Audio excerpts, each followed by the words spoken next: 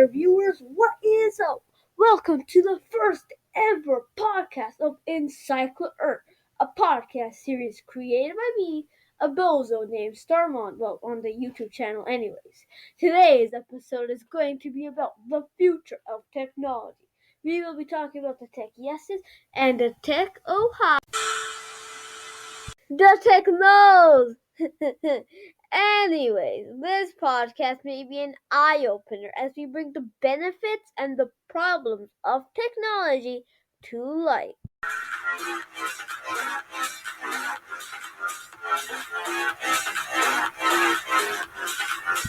Chapter 1: The AirTag Example. Okay, let's start off with something small. An example. More specifically, creepers. No. Not Minecraft creepers.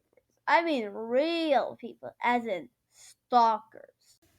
On April 20, 2021, the technological company known as Apple released the infamous, controversial, convenient, and straight-up dangerous product known as the Apple Airtag. This product is a tracking device that can easily attach items and prevent them from being lost. But that perhaps is not the kicker. While you can purchase an AirTag for $60, the cheapest ones out there are about a phenomenal $30. For reference, many good trackers today cost in the hundreds. But how are these gadgets so cheap? Well, these devices figure out their location through the other Apple devices in the area, unlike other trackers which use the satellites orbiting the Earth. Since millions of people use Apple products, the location the AirTags give you is quite accurate. But the convenience, price, and accuracy of the gadgets makes them dangerous. Let's say that you just bought a Lamborghini and someone else wants their hands on it. They could just attach an AirTag to an obscure spot and plot how they're going to steal your car, as they already know its location now. They could even attach the item to you and stalk you. Fortunately, the Fruit Name company has come to its senses and has implemented new safety features and is also collaborating with law enforcement. Now, considering how technology is like already, the future is going to be interesting to say the least. But do you know what else is interesting? The Billy! Rick-rolling trumpet! You're talking about subscribing again! This is why you only earn $69 per podcast, while the others are $420. Nobody likes hearing stuff like that. You better. Okay. Anyways, enough about the present with AirTags. Let's talk about something actually futuristic. Chapter 2: Brain chips and mind control. Hold up. Wait a minute. Something ain't right. I just said that. Mind control could actually be a serious threat.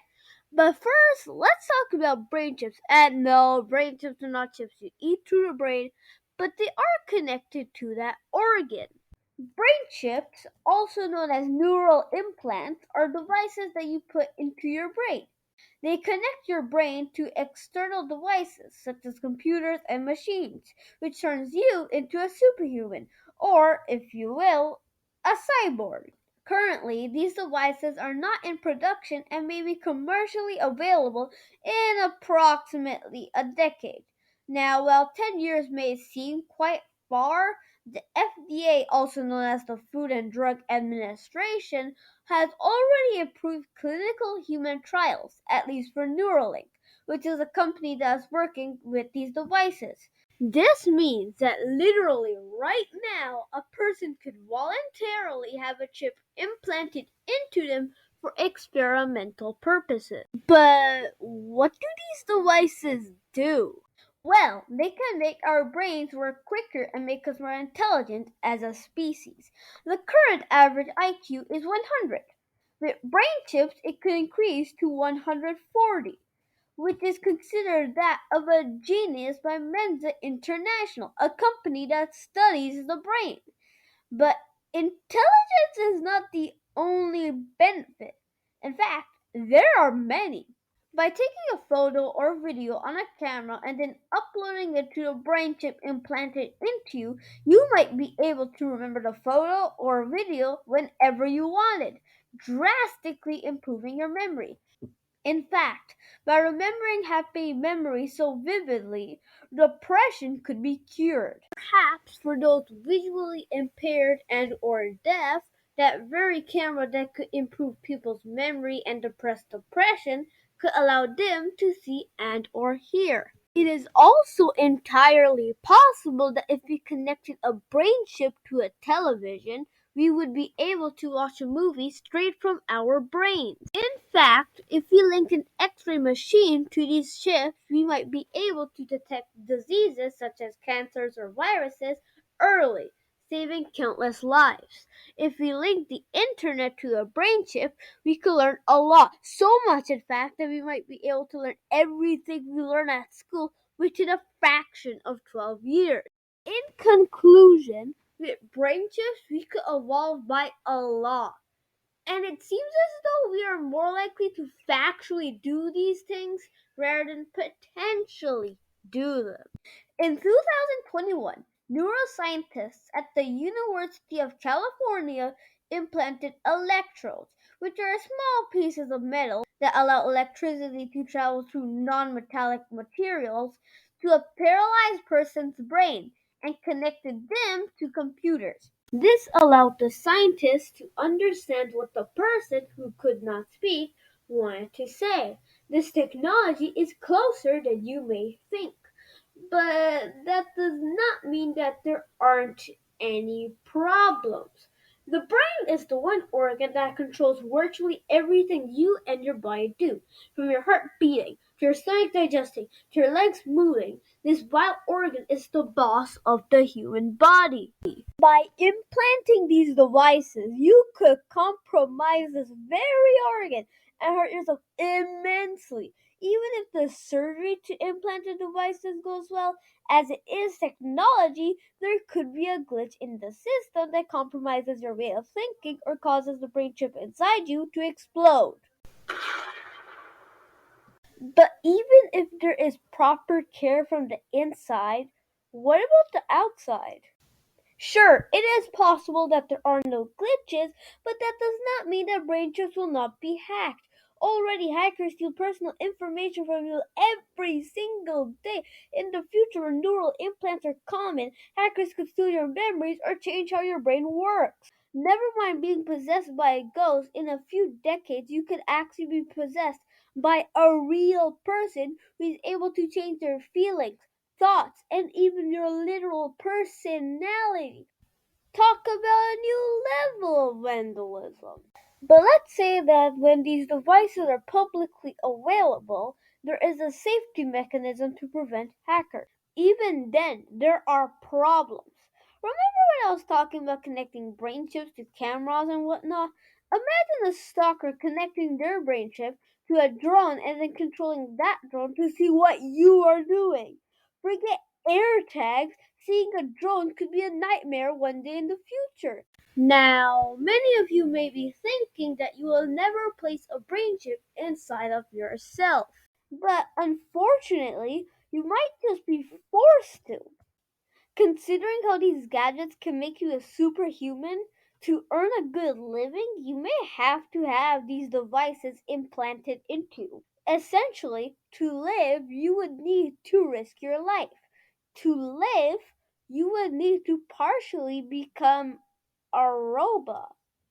But speaking about robots, Chapter 3, Robots and Automation. Robots taking over the world is a very common idea of what may occur in the future. But is it likely to happen? Robots are not sentient beings capable of coming up with their own ideas. They are programmed by humans. Sure, AI as powerful as ChatGPT, which is an online chat bot, may seem scary, but it was still coded by humans. For robots to take over the world and start a killing or capturing spree with humans, they would need to be coded with such an intention, from the way they attack, to who they attack, to where they attack. Robots are entirely dependent on humans. Of course, as the use of robots grows more and more common, it is entirely possible that criminals use them to harm and scare humans, ultimately taking over the world like the typical villain in cartoons. It is practically, if not completely, impossible for AI to rule the world alone. With the help of some questionable humans, yeah, very possible. But robots can still partially take over the world. How? Automation. Many jobs, such as cashiers, restaurant waiters, and even drivers, will be automated in the near future if they have not been done already. Many, of course, fear AI's capabilities because they do not want to lose their jobs. Imagine learning for years in a university or college, getting employed for your dream job, working in it for a few years only for it to be done better than you by a robot. That is very possible. Robots do not require a payment to work, unlike humans. Furthermore, they are prone to fewer mistakes and can work for lengthy periods of time without taking breaks, making them a proficient and consequently better alternative to humans. With robots being able to take people's jobs away, you may as well make it a global initiative to increase poverty. I mean, this leads to the question, do you have to do something you are not passionate about or do not want to do for the sake of living? Fortunately, there are jobs that are too complex or risky to be done by a robot alone or done at all.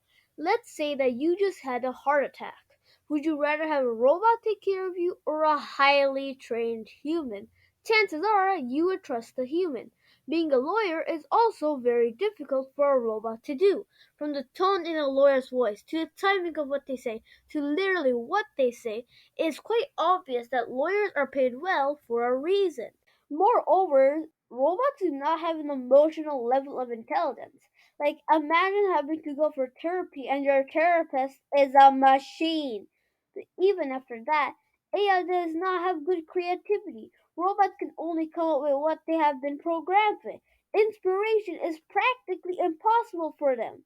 The only reason a machine would be able to come up with what society may call a 200 IQ idea is because the people who coded the machine went what society may call big brain mode. Additionally, robots may not be the way forward for some years in certain cases. For instance, there is delivery. While drones and other flying machines already exist that can deliver items remotely and even potentially automatically, they are not the most optimal choices because thieves obviously exist. Imagine you buy some shoes from Amazon, a drone places the box with your shoes right outside your door, and the random person simply steals it. That would be $20 to waste because of a flying piece of metal.